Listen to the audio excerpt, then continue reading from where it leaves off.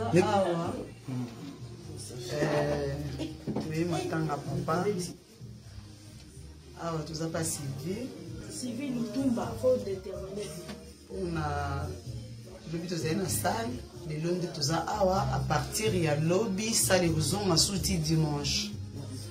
tozosala appel na bato nyonso tu bana lingwala nyonso oyo omona video oyo baopanza yango toza na uniforme oyo tooteka soki boni bocontacte fo bocontacte ya Maimona ou bien Micheline mpona uniforme po uniforme wana tokolata yango vendredi samedi na salle donc yango wana tolobi ndenge wana et puis bon et puis pona nde tokutana tokunda papa na biso na honneur biso bana lingwala fo tozana liboso tolakisa bao bayolanda biso ke eza ya biso eza papa na biso koya maboko na makolo te po tokolekisaka ye lingwala fo kotombola yango ndenge papa na biso azala ya kotombola yango biso po totombola ye donc on a ngana loba na bino ka yango wana donc il n'a passé pas Micheline. Bon, toza matanga to banda lobby ezaki na salle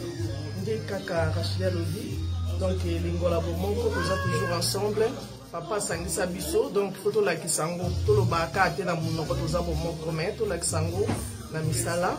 toza soba na mikiete to la kisa vraiment lingola tozali donc voilà lelo toza ndako ya Sylvie Lutumba bomonier mama pazali baza en salon kuna na bandeko mususu donc ba oyo bazomona ba message na biso na yebi ke lelo bozwa ki moya koya te mais lobby to okuta na partir à lobby na salle ti toroyoka ba be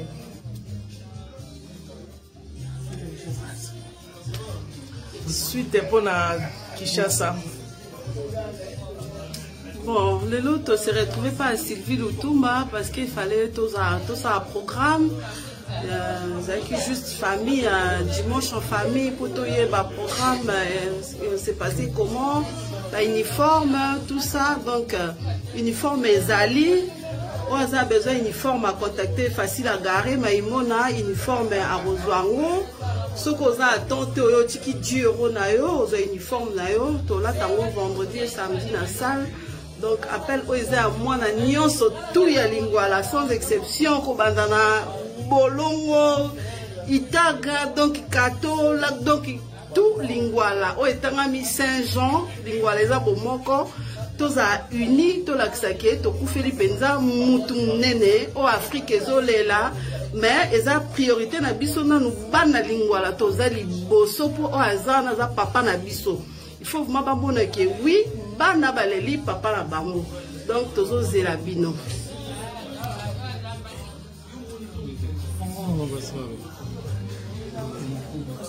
Bon, minga on le desate, balé qui déjà si balobi. Donc toza bomoko, to le la papa na biso kon. Donc oka mapa ba ekwe. Donc ekwe na lingwala d'abord premièrement et puis ekwe na monde entier. Yango lelo toza en famille na Sylvie Lutumba ba maman pe baza kuna na salon. Donc yango to lancer vidéo oyo pour na bana lingwala nyonso. Donc ko banda na Kabinda tina Itaga. Donc lingwala bomoko vraiment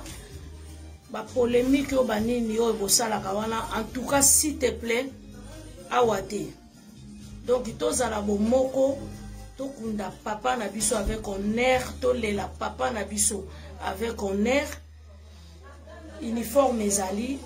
tozala biso nyonso ensemble tolata biso nyonso ndenge moko po tolela papa na biso parce que azui grâce a komi na ba âge wana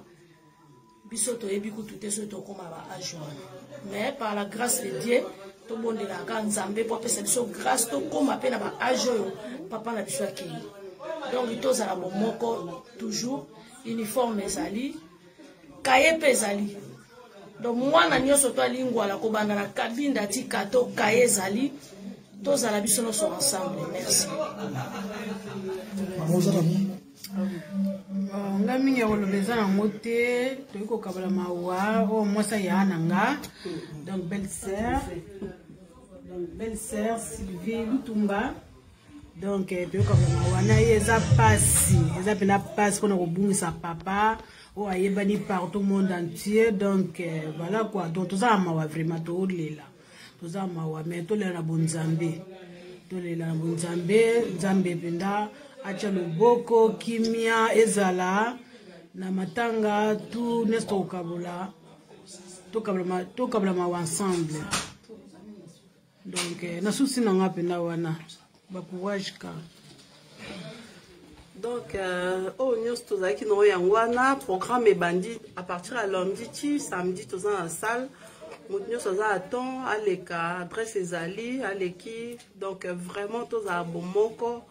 sans polémique, sans division, donc tous à la vraiment bomoko et au ça la bien.